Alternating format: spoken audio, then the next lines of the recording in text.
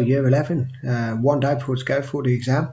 Just thought I'd try and do this in sort of a couple 3 minutes, a quick rundown of everything to do with the Crimean War before we go into the exam on Thursday.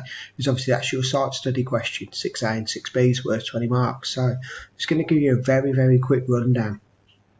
Now, we'll start off with the chain of evacuation. So initially in the Crimean War, soldiers are evacuated with basically old horses or horses that are completely unsuitable for moving off the battlefield. They were literally moved by horse and cart to a first aid centre or basically a field hospital, of which there weren't many. So basically by the time a lot of soldiers were picked up off the battlefield in the Crimea and places like Balaclava and Sevastopol, etc. By the time they were dragged off the battlefield, they were usually succumbed to various different injuries. Now, what was the Crimean War about? Well, the Crimean War was in 1847, and it was basically a war between Britain, France, Russia. British and French on one side, Russians on the other. Now, basically, it was a war where a lot of cavalry charges, like the Charge of the Light Brigade, using artillery. Now, what they found was that a lot of the soldiers didn't have basically gunshot wounds.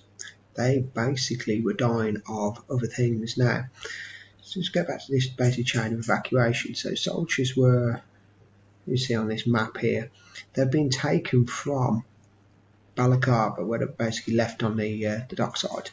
They've been taken by ships like the Shooting Star, sometimes with crews of or up to 1,200 people on board, and there's really room for about 200. And only 4 doctors per the entire crew. And basically they were then going to Turkey, and they were going to hospitals like Scutari Hospital. And in Scutari Hospital, conditions were absolutely appalling. The men there weren't being triaged. They were basically lying on straw, with rotten bandages lying on the floor. There were rats running around everywhere.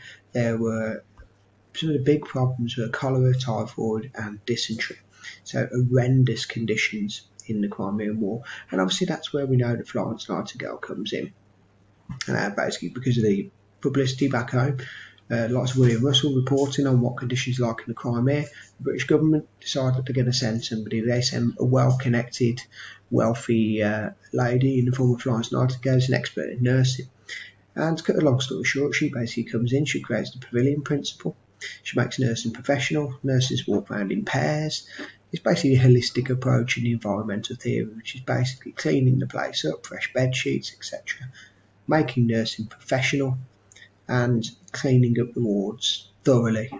Now, very quickly they notice, and use of data as well. That's really important. And obviously, Florence Nightingale is a big advocate of the latest new ideas. So the antiseptic movement, for example, washing hands using things like carbolic or using things like basically chlorinated water, etc.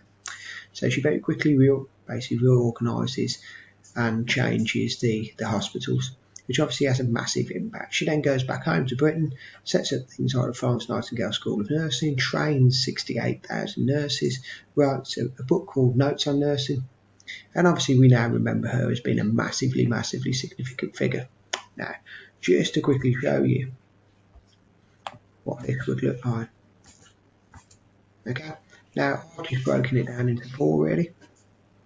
The 4 main things that Florence Nightingale did: improve conditions in hospitals, reform nursing, design and running of hospitals, and makes hospitals significantly cleaner. So that in a nutshell is what you're going to be answering question 6A and 6B on. So good luck with that one.